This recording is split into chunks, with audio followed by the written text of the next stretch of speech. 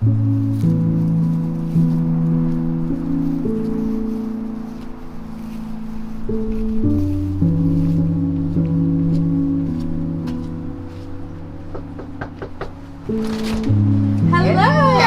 Jeremy. Nice to meet you. Nice to meet you too. Hey, welcome. Hi. Lada. Mara, nice to meet you.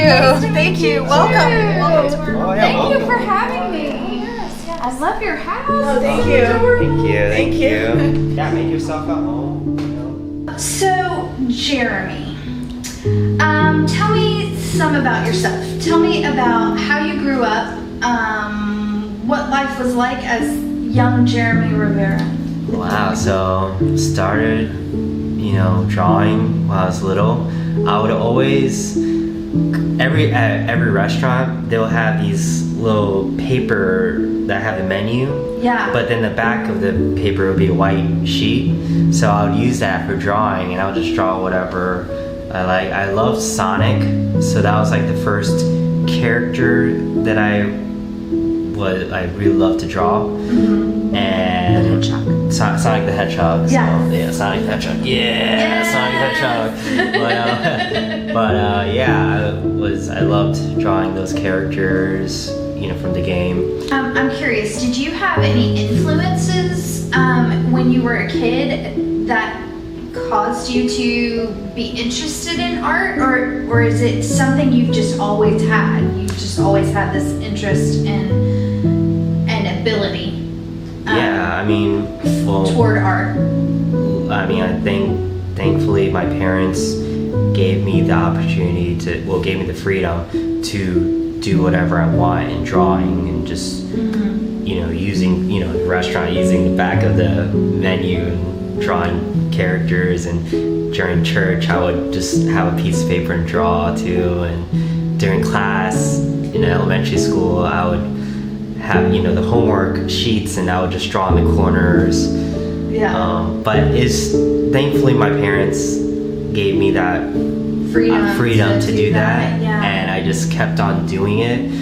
And my mother wanted me to go to school to learn more about the arts. Where did you live at the time? Where did you go to that art school? All in Brandon. I was raised in Brandon, Florida, most of my child life, and that's when I went to elementary school.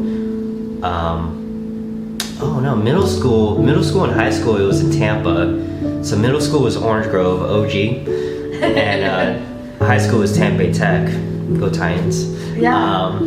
But yeah, it was, that's when I went to school. It sounds like up until middle school, you were pretty self-motivated and self-taught in your art. Is that?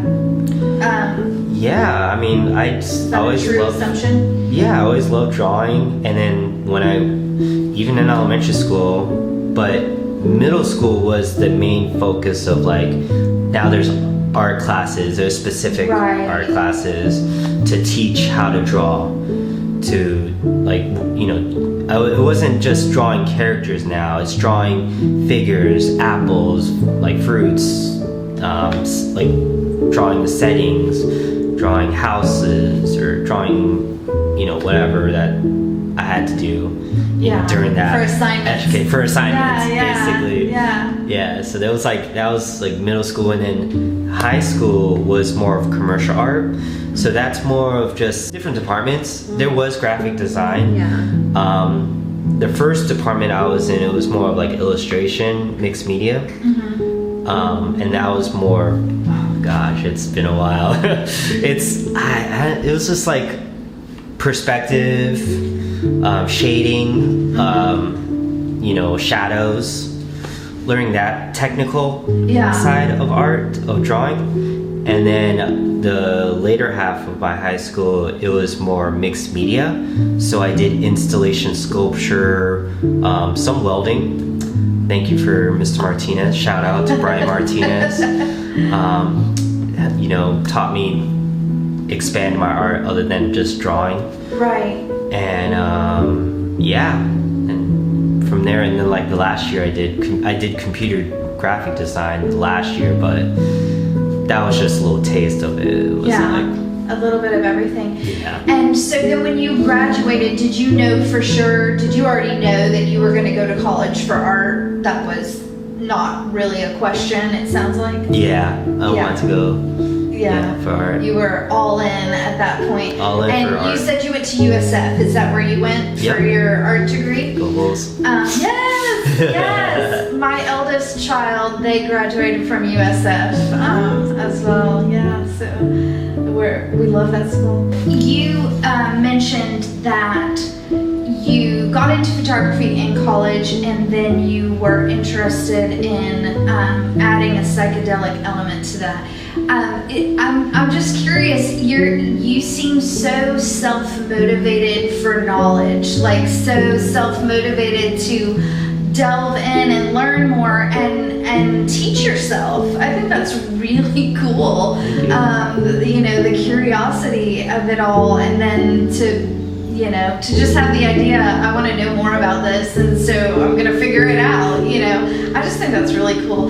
I hope I meant to bring some 3D glasses, and I didn't. I hope you have some. Yay!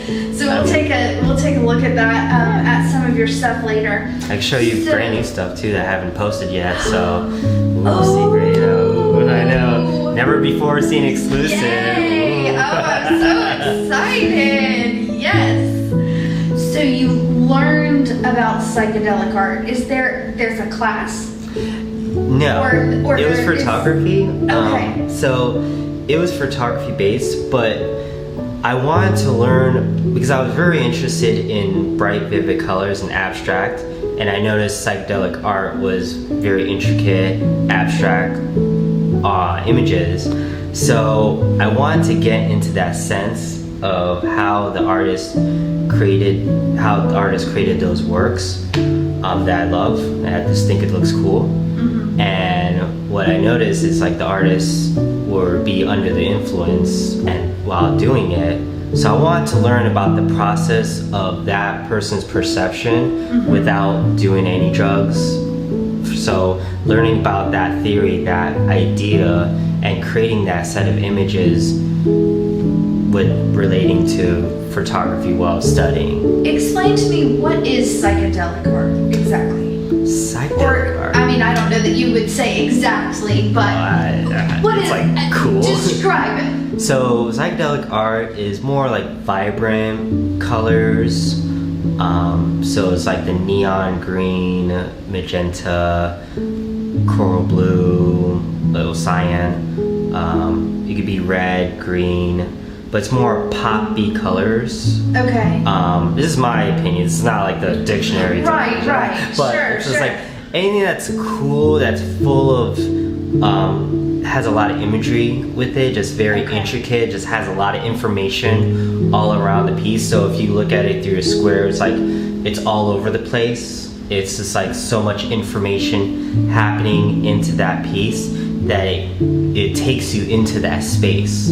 So how do you make your works 3D? So it's really a 3D glasses. When I was working at retail, I found out those glasses, and I was just like, whoa, those are pretty cool because they're 3D. And I learned more about the glasses. So there's different types of 3D glasses out there. There's the movie theater 3D glasses. Okay. There's the cyan and red, the old school 3D glasses that you see in comic books. Okay. The blue and red, cyan, blue, whatever. Anyways, but yeah, and then there's ones that I work with is called chromo depth. So what those glasses do, it brings the red to the front and it layers it from warm to cool.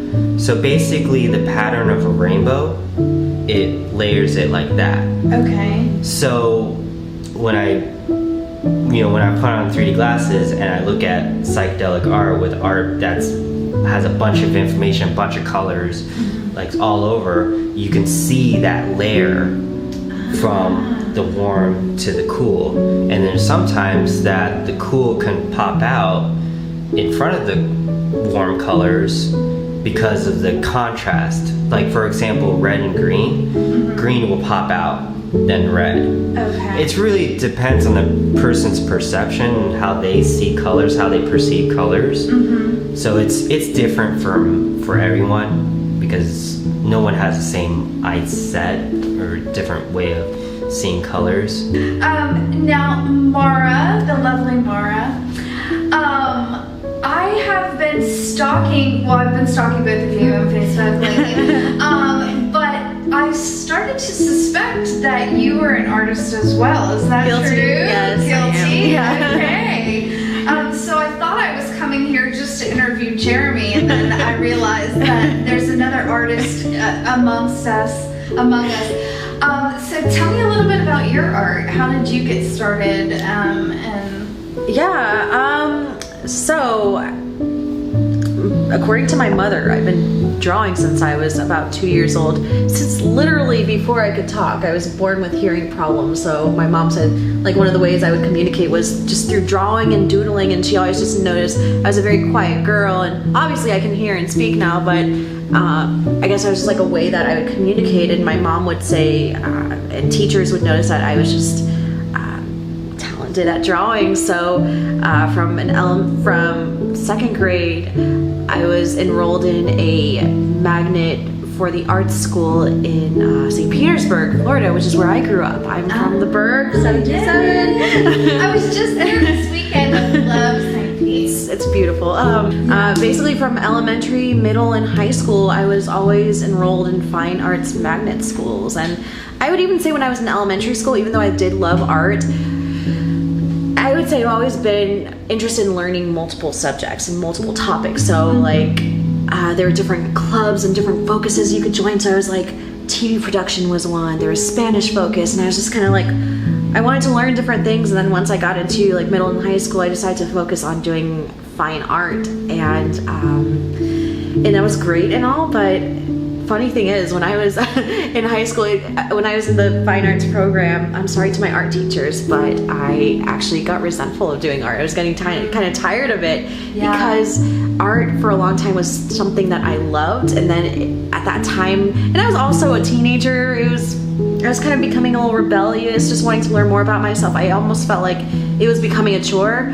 So when I was applying for schools, I ended up going to USF, University of South Florida. I actually kind of ventured away from studying fine arts, and I actually wound up getting my degree in sociology with an emphasis in urban studies.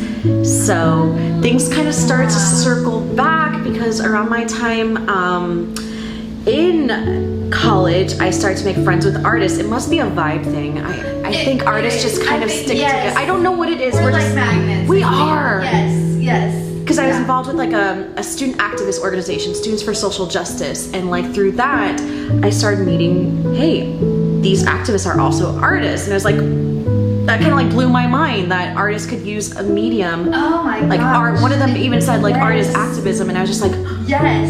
That like blew my mind.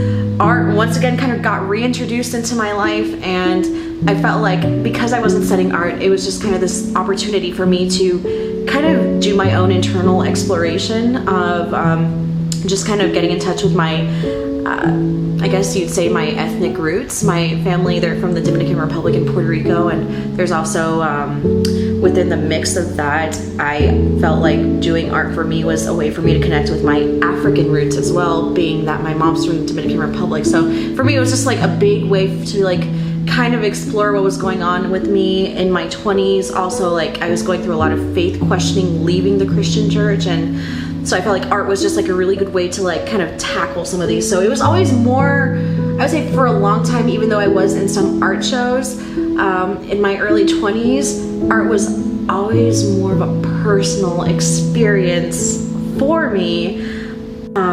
Once I graduated with my bachelor's from USF in sociology, I actually wound up working for a community development corporation based out of North Tampa, and specifically within the community development corporation, they did a lot of work to help the impoverished families around the area.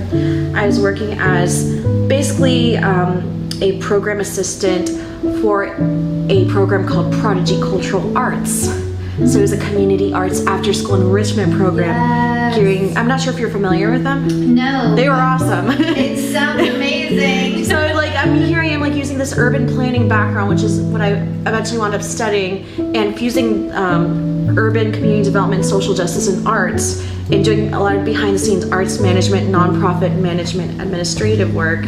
I was there for a number of years, and then my brain got hungry, so I went to grad school at USF, and I got my master's degree in urban and regional planning. And through that time, I was actually involved with the city of Tampa's as an intern, their planning department and their public art department. So I wound up getting my master's degree in urban and regional planning, and what I was interested in is how you use this background in helping to shape cities into ways that can bridge equity, social equity, and also I have this background in the arts. So how can you marry all these different things?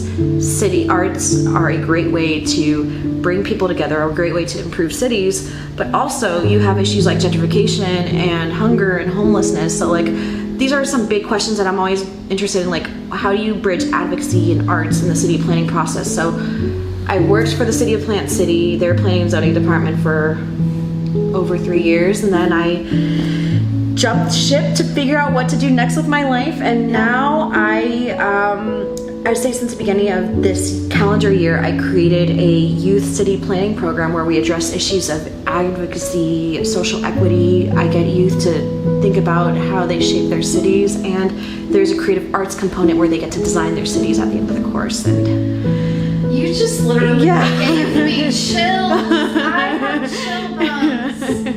I love everything you just said. Thank you. I very much so consider myself an artivist. That's actually the word that I just got chills too. sometimes to describe my art. It took me a really long time to consider myself an artist as a performing arts director and a teacher. It took me a long time to consider myself, one, a teacher, and then two, an artist. But now that I'm comfortable in my own skin and comfortable claiming those words, I really consider myself an artivist, which is why I'm talking to people like you. And like you said, I definitely feel like those magnets, pull creatives together,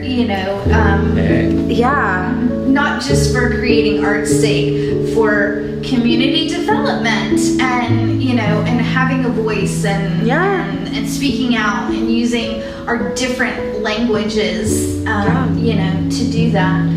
So Jeremy, when I first reached out to you about being involved in this program or in this project, at first, so I'll recap the conversation that we had on Facebook. So I reached out and said, "Hey, Chelsea Young, Mulberry Cultural Center, gave me your name, and this is the project that I'm doing, and I'm wondering if you would be interested in being involved." And at first you were like, "No, I don't really." What? Art of recovery, that doesn't have anything to do with me. And I thought, well, that's odd. And I was trying to figure out why Chelsea would have suggested you. And at the time, literally your profile picture was a picture of you Fire. with your head on fire, and your shirt says, "Please help." I thought it looked cool. I mean, I got it did look cool. It definitely did look cool. And it sounds like a cry to help. not necessarily a cry for help, but just in emoting, with not knowing you, having not ever met you before or anything. When I saw that picture, I thought, oh yeah, he's definitely going to be involved in this program. I mean, and then I keep saying program, project. So you were, at first you told me, I don't really have any trauma that my art is related to. So I was like, okay, well, good to meet you. Maybe we'll work together in the future. And then you said, well, I did lose my apartment during the pandemic. Does that fit? Oh my gosh. And I was like, what the heck? Yes, that fits. So the Abstract Art of Recovery, this docuseries, is about artists, their trauma, and their recovery from that trauma. Trauma being, yes, addiction, but also other types of trauma. And I feel like I've been talking to a lot of artists lately who have really suffered over the past year and a half, but they don't feel like they can own that trauma word. Like, they don't feel like they are allowed to associate themselves with the word trauma, because they didn't die, they didn't get sick, they still have a roof over their head, they still have utilities. And so I feel like a lot of artists are suffering, have suffered, and really experienced a really heavy struggle during this whole weird time. But then when we go to talk about it, it's like, oh, I can't, it wasn't that bad. It's kind of like you try to erase it from existence, kind of erase the past of that traumatic experience. Tell me about what happened. Jeez, where to start? So we used to live in Plant City. We had a great apartment there. It was right in downtown. During that time, downtown was becoming more progressive in terms of new businesses coming in. They just recently opened a wine and beer place, tap room, which was awesome, amazing, and cool hangout spot. And still is. And I just noticed a lot of businesses coming in, opening up, and we were thinking it was like this could be a sign that they're going to increase our rent. We would joke around about that. And we were joking around about that. Watch how they're going to increase our rent. Yeah, and it was just like increase our rent or just like kick us out, something like that. We were joking around like that. And one day, the building has 6 units, and one of the units had a sign. It was basically like an eviction sign, notice of non-renewal, and we were just like, oh, like, that's like Sucks scary. to be them. Yeah, so I was like, oh, geez. We contacted the company, the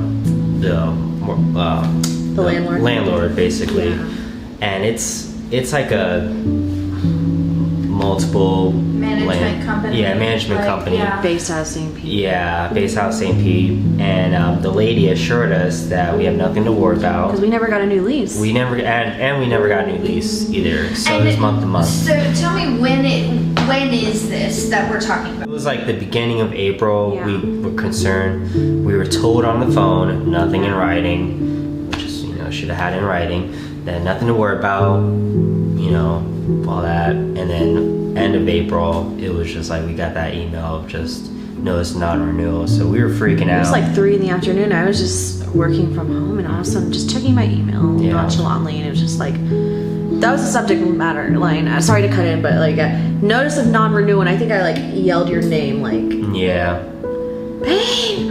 Yeah. And I'm just kind of like, it's kind of like this initial shock, like almost like getting sucker punched. I've never gotten punched, but I'm almost like, what the hell just happened? Like, we're reading this, like, all I see is blah blah blah. This is your notice of non-renewal. We do not plan to renew your lease. You have 3 weeks to move out. And I was pissed. Yeah. I'm like, tears. Everything's shut down. Height of pandemic. I'm like panicking. With the help of Tom, your friend Tom, our friend. Yeah. Tom, he's an awesome realtor. He helped us find a house in Lakeland. Duplex. Duplex. It's a duplex. Yeah. In Lakeland. Yeah. And to rent. then yeah, we Yeah, stayed 3 there. weeks. Yeah, it was like that day. It was That day, that day when we got the I'm email. it was- panicking, yeah, and then you're just like, we need to figure this out. I took the day off. I was like, I'm taking the day off, and we worked on trying to get a house or trying to, get something. And So you had just gotten married. You've just had a change in job situation. Work from home. The pandemic is on. Now, did you start working from home because of the pandemic? Yes. Okay. And so you've had these changes that you're adjusting to, and then you all of a sudden have 3 weeks before you're supposed to up and move. Yeah. And I mean, that's trauma. It sucked. And there was so much going on at the time too. I just feel like 2020 was a sucker punch.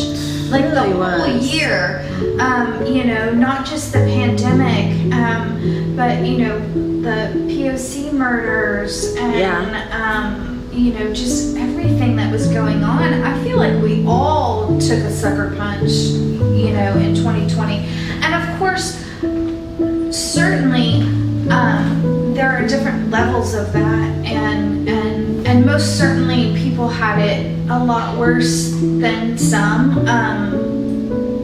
But I don't think that we're doing ourselves or anyone else in our same situations any justice by denying that, grief or denying that, acknowledgement of this was a really shitty year. I feel like it's a blessing in disguise too, because it was just like this crappy situation happened to us, and with the help of friends, thankfully, we found a place in Lakeland. But from there, we both It's like a new beginning. We both knew though that from there on, we're gonna buy a house. We're gonna own a house. We're not gonna be depending on someone renting and have to worry about the space or worry about getting kicked out. Just getting We don't swept under the rug. do not want to have that situation up again. Let's just move to Lakeland. Start fresh. Literally, let's start fresh. It's felt like a brand new chapter. It was, yeah. Like a good chapter. Yeah. Especially in art too. Just during the time we would always go walk, have nature Sundays, and just walk around in nature and capture images, photos, Go hiking from different excursions in Plant City. Yeah. And now being Lakeland, when we moved to Lakeland, there's parks next to us. Yeah, it was a beautiful, so many different lakes, different parks. We were at Peterson Park yesterday. Yeah, just Peterson Parks, different animals. We have like turtles and birds, bunnies, alligators. So lately you have been doing a lot of photography in Lakeland since you moved here. So tell me about some of your favorite places that you've photographed. In Lakeland, Yeah. Peterson Park was one of the first places that I fell in love with in Lakeland, that I captured most of my earlier works. And then Lake Hollingsworth, especially in the sunset, when the sun's going down, you get that beautiful clouds, and just the bright colors and the greens are popping. It's beautiful. Lake Morton, it's great to show different birds.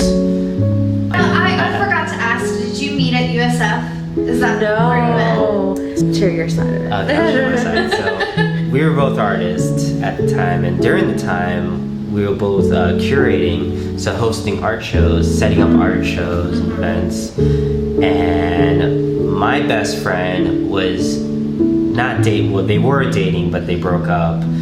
But he was dating your best friend. My roommate. My roommate. Friend, yeah.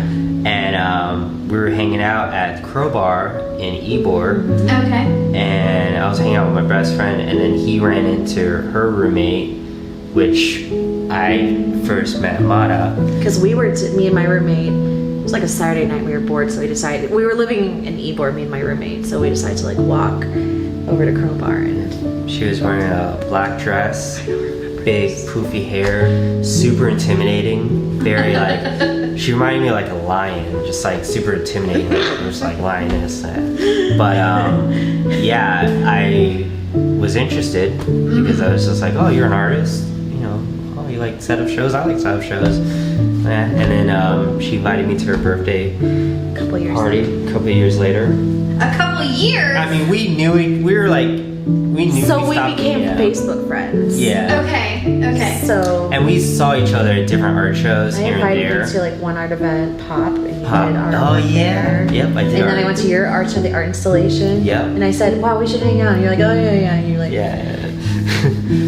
I was, you know, trying to be cool. I was like, no, I was just trying to be, you know. But it was like the birthday party. I set up this installation. I had like black light and neon strings. My birthday, my 27th birthday party. It was 3D outer space birthday party. Oh, so you had the theme, and you brought an basically- installation. Yeah, bought it. Because I knew that was like his vibe, so I was like, hey, do you wanna come to my birthday party and like have some of your artwork and black lights? And you were like all about it. Yeah. And there was also like a house show and a drag queen dressed up as a space alien. It was you really probably would have had This fun. sounds but like I know an I would've been amazing birthday party. I was very drunk, but I heard it was a lot of It fun. was really good. It was awesome. So I was We were all like, dressed like B-rated sci-fi space people. It was it was really cool. wonderful. So I was interested, you know, seeing that, and I was just like, oh, hang out with her more.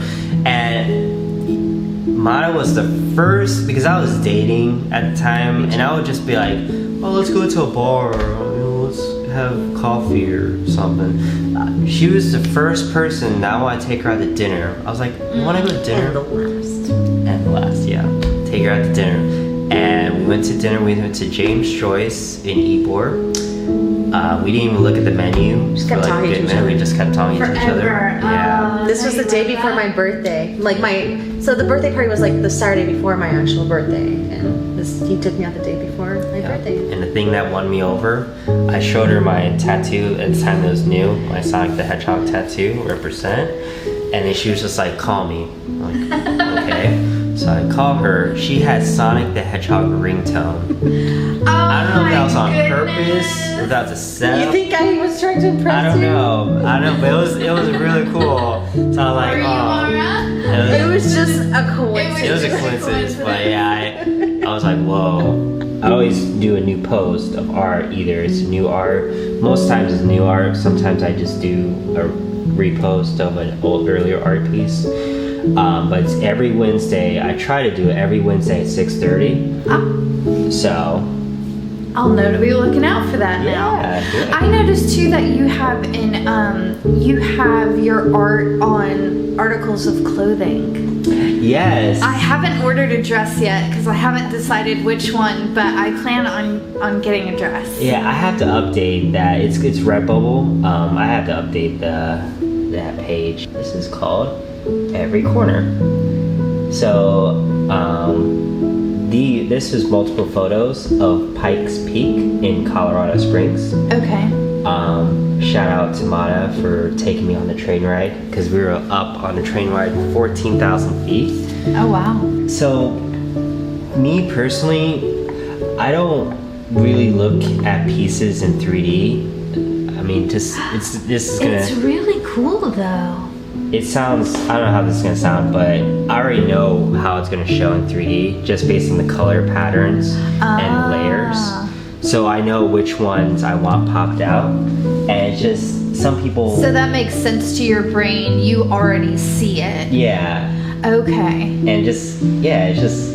I do not already see it, and this is really cool. Now, how do you do that, or is it a secret? It's what in terms of layer. The layers. So what I do is I merge 3 photographs together, Okay. and then I separate them by a color channel. So one photograph's in red, one photograph's in blue, and one photograph's in green. Okay. So with the combination of those colors, it creates more colors, such as pink. Pink, like a green, yellowish. Uh-huh. And from there, I can add on more layers. So most times now, for my newer works, I add on more photos just to create more layers with it and to add on more colors. When I was a kid, I had a problem with one of my eyes. I didn't have surgery on it or anything. It just kind of corrected over the years, but I never went to 3D events because of that, because it would, it would really mess with my head. So I was a little bit wondering if I would get the effect with that weird eye thing that I have, that I don't even know how to name it. But this is so super, I'm so excited that I actually can get the effect. So, and then like what you were saying too, a lot of people have that perspective. They can't see the 3D aspect of it. So I try to make my works now can be seen with and without. So just having 3D glasses is just an additive experience. It's just like a psychedelic art. It's an additive experience, additive perception. But I mean, you can enjoy the work even if you don't have the glasses. Exactly. Yeah. I love your house, by the way. Your house contains all of the things that I love. Art and plants and a cat.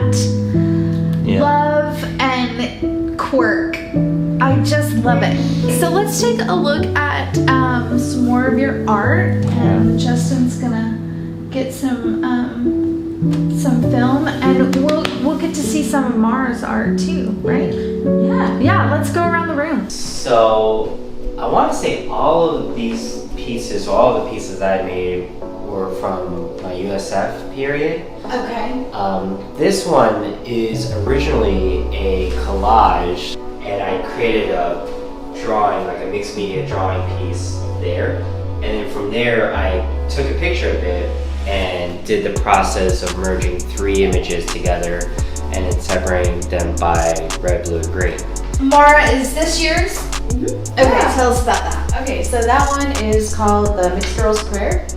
And there was a point in my life where I was leading it was a faith-based art circle called Art Jam, and what we do is we look at different Bible passages, and it was kind of like a Bible study in a way, but we look at either Bible or spiritual passages and then do whatever kind of art, however we want to artistically interpret that. So I don't remember which passage, but I decided to something in me decided to do some kind of graffiti. Like I was experimenting with graffiti art, which is where that piece came from, and that piece was already dried. So that was found wood again. I like using found art, and I decided to this girl just kind of came as I was doodling, and part of it was inspired by this picture of jazz musician Esperanza Spalding. So then I decided to kind of use her portrait because she's super beautiful, and then inside the afro I decided to write a prayer inside the afro. Let's talk about this.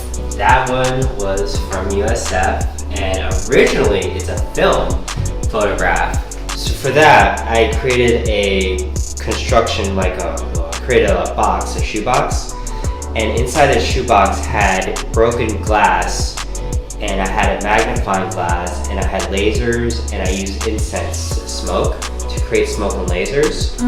So from there I created multiple photos with, using mirrors, reflections, lasers, smoke, and my magnifying glass to enhance certain parts of it.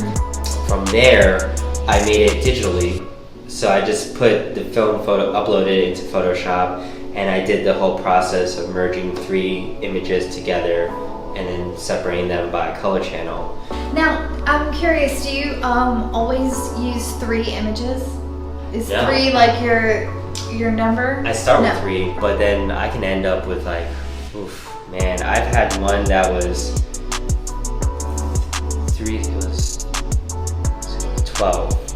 So it was about 12. 12 different images? Yeah. Wow. I would go So crazy 3 is the sometimes. minimum. Yeah.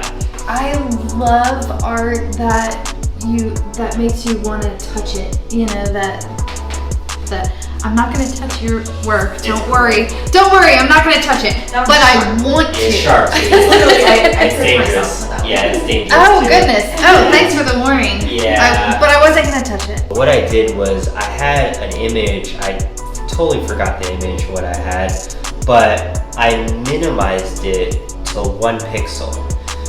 So for example, a regular image is like 1,000 pixels. I minimized that to 1 by 1. So it's like a square and it's 1 by 1 pixels. So it's like super microscopic. From there, I zoomed in to like how it's large and I just worked on it. After I was done, I expanded to 19 by 19, which was like thousands of pixels. It created a blurry aspect, so it was very like hazy and it was just blurry. I had a reprint of it from before because I printed it twice.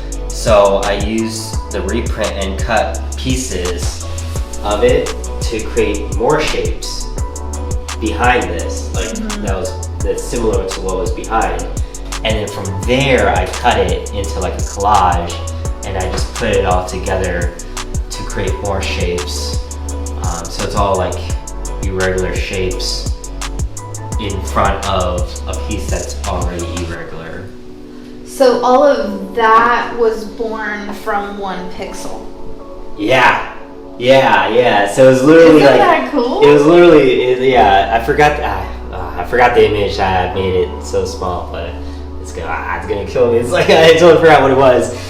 But yeah, I just minimized it and then worked on it and expanded it, and then from there just like Mars, tell us about this work. Okay, so that was, I probably did that over 10 years ago. That was a self-portrait that was really impromptu. I found, I think there was like an art jam going on, and I had some friends over at my house, and just a bunch of introverts getting together and coexisting and doing art. And I had found wood. I don't know, I guess there's a point where I can have some hoardish tendencies, so it said I want to like recycle things, so I happened to find this piece of wood from God knows where. It's probably lead paint on there, and oil pastels are probably, for the longest time, they've been one of my favorite mediums to use. So I decided just to do a really creepy self-portrait. I don't think People it's say it creepy looks at creepy. all. People Oh, I say it don't looks think creepy. so. I love it.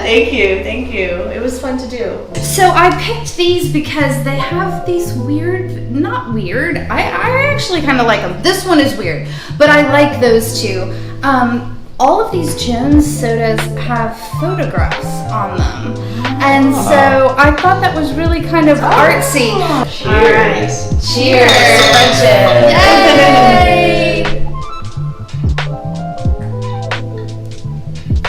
It's good. I Yeah. have to say I don't like soda, like Coca-Cola or Pepsi, but this has real sugar. Yeah, I like the craft Really? sodas. that's true. It's cane sugar. It has cane sugar. So Jeremy, dig in. Alright. So I tried to get things that were shareable so that we could all, all three try everything. Okay. And I tried to get just weird stuff. Yeah, Have you ever eaten bugs? Didn't we have something Tarpon Springs? The worms? The crispy worms? Yeah, the Were worms. you with me? Yes, the worm. Yeah. but haven't had I those. really thought about only getting the worms, and then I was like, Amber, just do it. Just do it. You can do it. Wait, can we have this all? Yeah. Yeah. We're all gonna have this. Right? Yeah. Good source of protein. I was gonna take a look at the calories. It was shockingly. Did I get the small? Darn it! I already I'll get the touched big it. one. Wanted to get the smallest one. It was shockingly few calories. So let's see here. This whole bag of crickets is only 4.3 calories. What? It's a whole body. Let's do it. You know, Are we doing it? Yeah, you lived a good life. That's a good life. Cheers. So, you know. You know, Sweetheart would love this. Oh, that was not as hard to eat as I thought it was gonna be. Yeah. I thought it was gonna feel like roach legs. Oh, yeah. You know, I don't like know. kind of like prickly. Yeah. When you said roast legs, I started looking at I was feeling that. I was feeling it tickled. It's like, it moved. No, it kind of tastes oddly fish. Yeah. Do you taste Like, that? almost like a kind of squid. like fishy or something? They are. This is larvettes, the original worm snacks, and they're cheddar cheese flavor. Here, get Let's look at the stats. Oh, these are actually higher in calories. These They are do kind of look fatty, almost like 10 cracklings or chicharrones. Yeah. 10 calories for the whole bag. Spooky. And protein, more protein too, 1 gram. 1 gram. Damn. Hey, protein to protein. Okay, yeah. This Yeah, worm, cheers. I'm gonna dedicate it to this worm. I hope he lives a good life.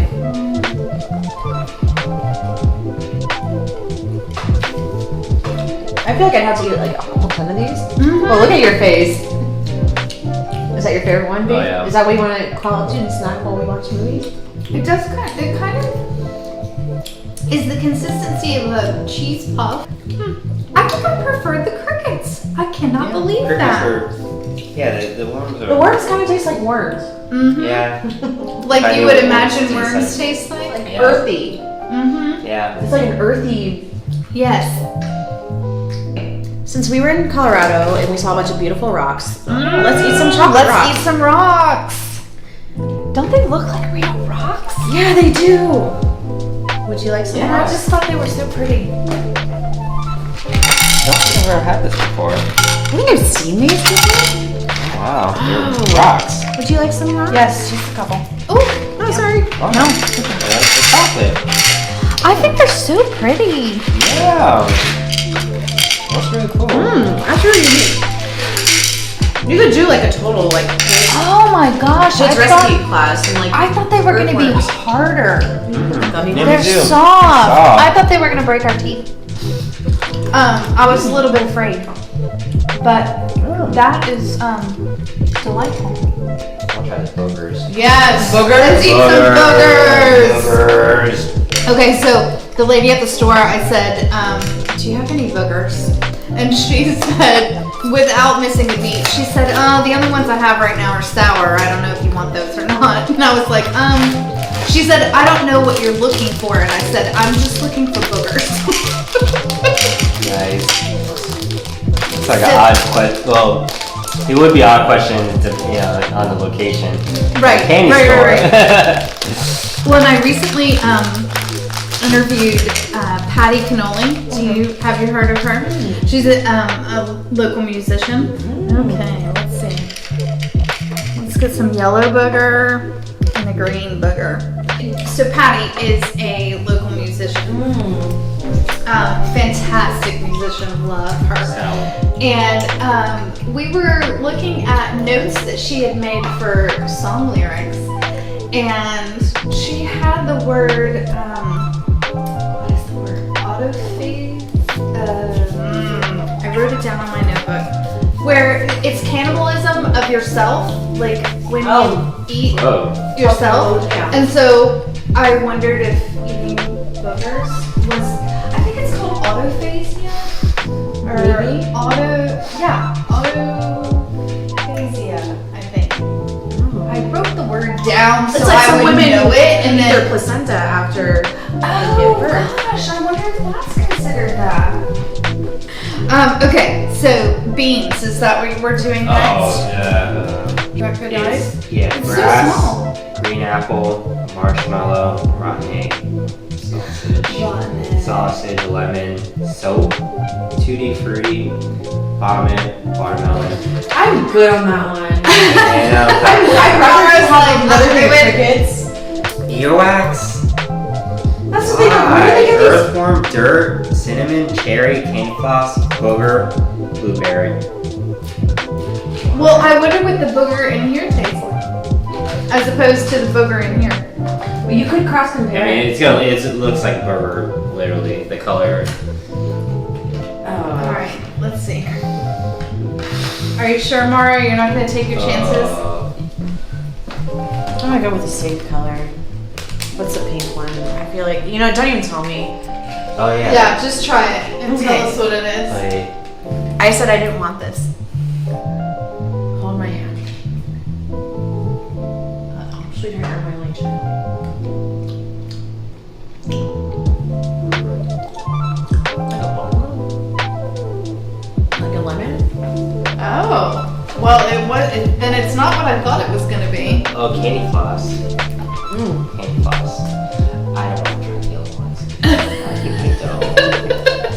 Need to see what else is. You want to see what else is in there? You should just like blindfold, like close your eyes and like blindfold. Yeah, that's true. I don't want to try the green this. one. I'm gonna try this speckled one.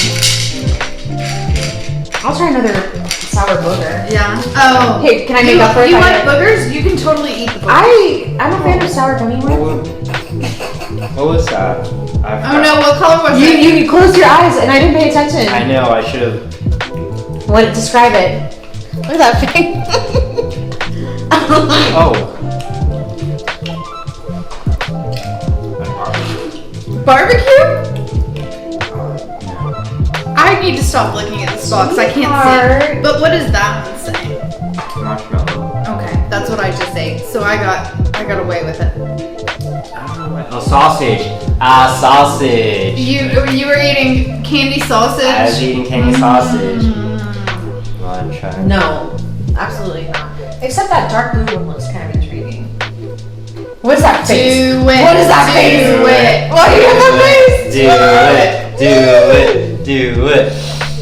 You paying for dinner? And I can't see what she's about to Oh, you totally do it. Just do it. You gotta do it. Well, you don't have to do it, but you can do it. You know what? I'm already touching it. Okay, you already touched it.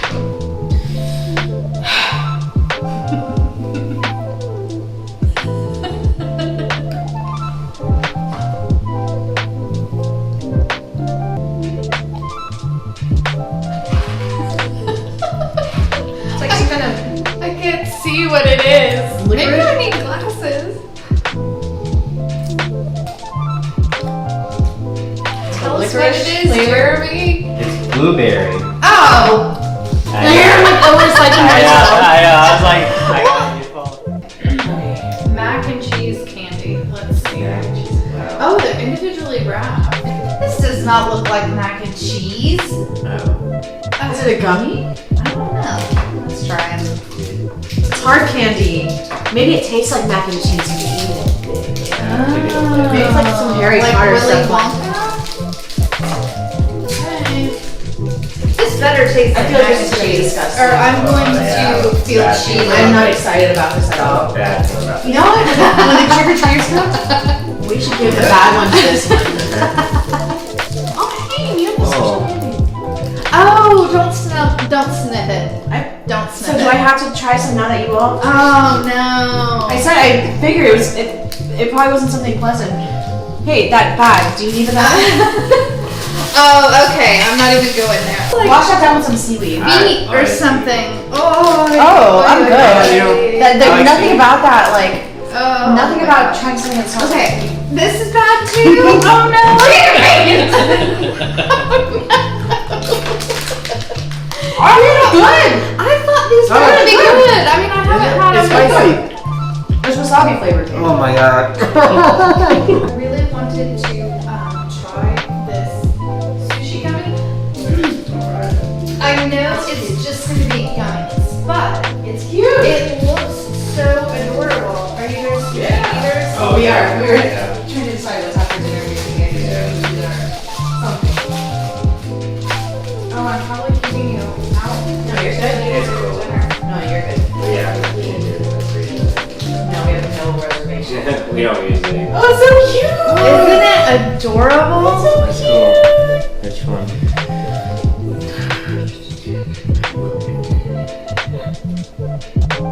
Okay.